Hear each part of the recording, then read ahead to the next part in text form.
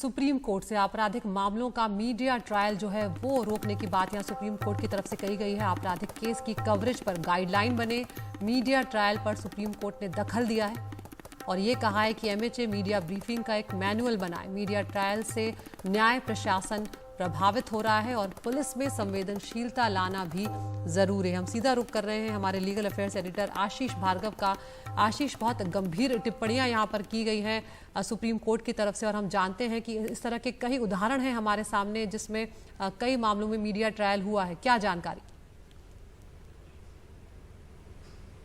जी बिल्कुल, देखिए supreme court में चीफ जस्टिस डीवाई चंद्रचूड़ की ये बेंच थी। सुप्रीम कोर्ट ने साफ कर दिया है कि मीडिया ट्रायल को हरगिज इजाजत नहीं दी जानी चाहिए। उन्होंने ये भी कहा है कि ये बात जरूर है कि यहाँ पे एक संतुलन बनाना है। यहाँ पर जनता के सार्वजनिक हित यानी जानकारी का जो अधिकार है वो होना चाहिए। इसके साथ साथ उन्होंने ये भी कहा है कि पीड़ित का जो अधिकार है वो भी सुरक्षित होना चाहिए और आरोपी का जो स्वतंत्र और निष्पक्ष ट्रायल का अधिकार है वो भी सुनिश्चित होना चाहिए। तो उन्होंने ये भी कहा है कि यहाँ पर मीडिया ट्रायल की इजाजत नहीं दी जा सकती, क्योंकि जिस तरीके से चीजें पेश की जाती हैं क्रिमिनल मैटर में, उससे जनता के मन में संदेह हो जाता है कि आरोपी ने ही अपराध किया है, जबकि भारत का कानून ये कहता है कि एक आरोपी जब तक निर्दोष है, जब तक किसी अदालत में उसका दोष साबित ना हो जाए। तो ये बड़ी टिप्पणियां यहाँ पर की है। केंद्र सरकार को कहा है गृह मंत्रालय एक विस्तृत मैनुअल जारी करेगा।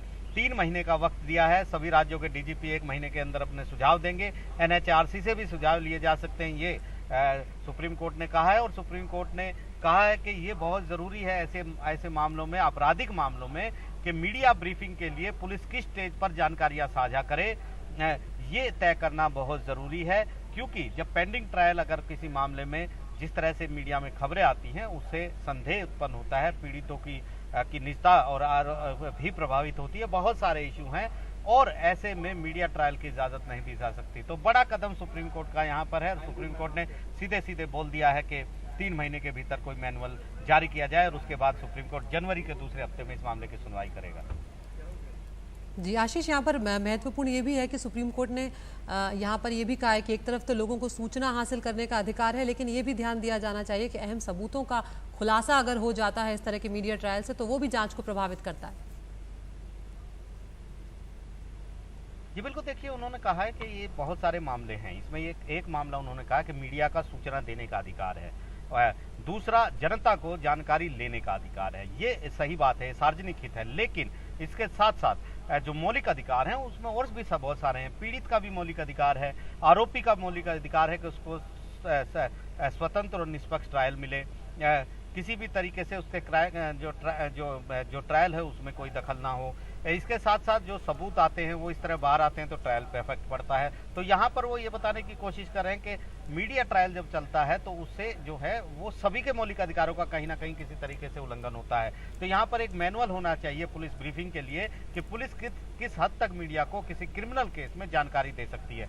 ये मामला सुप्रीम कोर्ट में काफी लंबे समय से 6-7 साल से पेंडिंग है। हमने पहले भी देखा था, एक क्वेश्चनेयर भी तैयार किया गया था उस समय, जो एमिकस क्यूरी ने सारे राज्यों को दिया था। तो यहाँ पर सुप्रीम कोर्ट ने अब इसे गियर अप कर दिया है और कहा है कि इसे लागू किया जाए। सुप्रीम कोर्ट एक बार फिर देखेगा जनवरी के दूसरे हफ्ते में कि आखिरकार इस मामले में क्या हुआ है। लेकिन ये बहुत बड़ा, बहुत गंभीर और बहुत एक ऐसा कदम है जो देश में अगर सुप्रीम कोर्ट इस तरह की कोई गाइडलाइन जारी करता है, क्योंकि सुप्रीम कोर्ट ने साफ कहा है कि मीडिया को कि किसी भी क्राइम को, किसी भी आपराधिक सुनवाई को रोकने या आपराधिक गतिविधि को, क्राइम को की सूचना देने से, रिपोर्टिंग करने से नहीं रोक सकते। लेकिन सुप्रीम कोर्ट ने साफ किया कि कहीं ना कहीं किसी न किसी स्तर पर दखल देना अब जरूरी हो गया है ताकि निष्पक्ष और स्वतंत्र न्याय जो है वो आरोपी को मिले, पीड़ित को निजता का उल्लंघन ना हो, जनता को सार्वजनिक हित में जानकारी भी मिले और मीडिया का जो जानकारी देने का अधिकार है वो भी बराबर रहे। तो बिल्कुल आशीष, तो यहाँ पर एक संतुलन बनाने की बात सुप्रीम कोर्ट करता हुआ